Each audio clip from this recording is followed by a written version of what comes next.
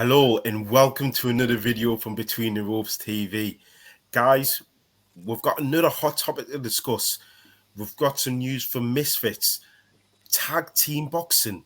Josh, break it down for us. What's happening? Is boxing turning into wrestling? Well, exactly that, mate. It's just farcical, isn't it?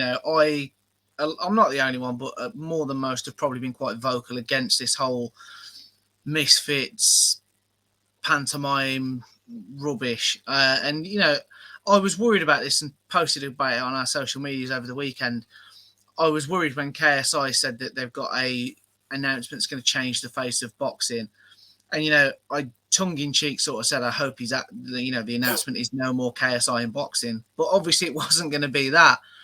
So in Telford on March the 4th, boxing fans. Optimistic. Yeah, we have got tag team boxing. Now, they've even given the guy, and I'll be honest, I recognise Luis Pineda because he was the professional boxer who KSI fought last year. He's teaming up with a man called B. Dave. I don't know who that is. And they're going against a guy called Stromedy. I don't know who that is. And Austin Sprins. Again, I don't know who that is or care. I'm just going to put that out there. But they've even given them tag team names. So it's gone very WWE, this has, Ray. Los Pineda Coladas versus the Fantastic Two.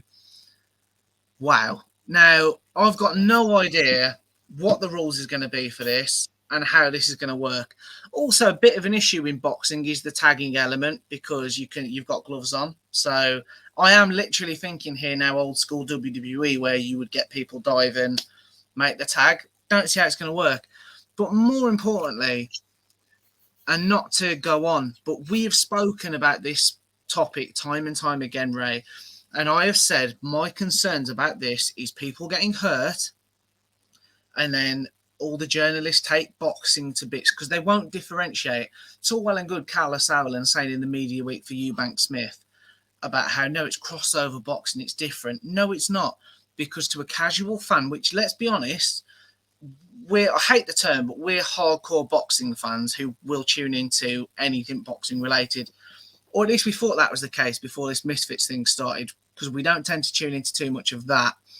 However, people will not differentiate. They will, when somebody gets hurt, boxing will suffer. And fair play to Eddie Hearn. I know he sort of threw his weight behind this to do the KSI and Logan Paul fight a few years ago. But I think he has sort of said now, if the big fights aren't made in boxing, this is the future. So there's pressure on the whole of the sport in 2023. And I just think we need to echo that at this point. With announcements like this, boxing runs the risk of turning into an absolute joke, an absolute farce. Because, I understand that hardcore boxing fans, we're not a big enough community to pay everybody the money that they want and get at the sport. So the aim of every promoter is to attract a casual fan. I get that. And, I think we've seen a real boom period in the last 6 or 7 years in Britain, certainly. With the rise of like Anthony Joshua, we've gone from... Yeah. Well, exactly. We've gone from seeing fights in leisure centres for titles to seeing stadium fights. So the boom period, and, we've praised Eddie Hearn for that because he's been a massive, massive part of that. However, all promoters, I am urging you, if by some miracle you see this video, you need to get the big fights made, because I was just scrolling through social media and people want to see this shit. They're actually excited about it. Telford, it's not too far away from me. Telford's never going to have been so busy to watch tag team boxing. Just on the street. I know. And as for Luis Pineda, this is the professional boxer that KSI stopped eventually, who every time he got hit was whinging about being hit. He was trying to say it was the back of the head, but really he just didn't want to be punched. He got a winning record as well, which was just absolute. I dread to think the state of the people he'd fought. I'm not saying it, Ray. I'd back it. Either of us, we'd take out Luis Pineda in a round. It's not a problem. The guy's a joke. But they're giving him another payday. This has got to stop. It's quite simple. And, we're smiling. And, I know you give me shit about the rants that I have on this. But this is quite serious now. If we don't get the Beterbievs versus Bivols, the Spence Crawfords, Joshua Fury, Fury Usyk, if we don't get these fights this year, I guarantee this time next year, God knows, are we going to be talking about Royal Rumble boxing? Or, where does the line stop? Because someone's going to get hurt. That's going to damage the sport. And we're going to end up with more and more of these joke fights. And now Dazn are giving more dates to Misfits. How are we going to be in a situation where we'll have had 2 Misfit shows before we've had a Matchroom show on Dazn in the UK? That's ridiculous. And a quick question, Josh, because I feel your point, I feel your anger, I can feel it through the screen, bro. But what I would say is boxing's been in a similar position before. Remember when the emergence of UFC was kind of creeping around the corner, everyone was saying, oh, this is going to replace boxing. And many people were being drawn to that, but boxing still survived that. What's the difference between this threat from Misfit Store that makes you think is that, because we're already getting Inoue versus Fulton, we potentially are getting Fury and Usyk. So what makes you think that boxing is at significant risk now as compared to the emergence of UFC? The UFC ultimately is a genuine martial art that's competed in with genuine fighters. I know some have boxing backgrounds, some have Muay Thai, kickboxing. I'm not an expert on MMA, but it's a genuine sport. So with that for me is an alternative. I'll watch bits of it, but I'm a very casual MMA fan. However, what the UFC does have going for it, Ray, from what I see, and I try and read about it on social media a little bit, the best fight the best. Whereas in boxing, certainly in the last few years, particularly in the heavyweight division, and I'm taking women out of this, we've been very vocal in support the women fight each other. But we've seen, we've been talking about Fury Joshua for 5 years. We were talking about Joshua Wilder for felt like decades. Those fights still haven't happened. There's still a demand for them. But with the emergence of this Misfits rubbish that are now starting to take dates off genuine fighters, what you're going to see then is less funding for, all of a sudden Eddie Hearn at his next Dazn renewal is going to get his budget cut because we need to put more into Misfits. So then his cards are going to get shallower. That's going to mean there's less televised fights for professional boxers. So then they have to get jobs on the side.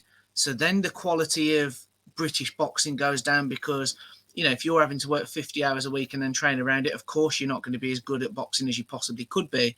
So for me, and it might sound very doomsday and very worst case scenario, but for me, it's a snowball effect that we're now seeing. The last couple of years, you've seen little seedlings. We're now seeing those seeds start to sprout. And ultimately, it's going to just snowball now and turn into a massive problem for boxing. And the fact then you couple that up with the fact that it's under the boxing umbrella, you've then got the issues of the health issues that I've again spoken about on this, and I've spoken about it before. Then you end up in the situation of boxing ends up getting cancelled.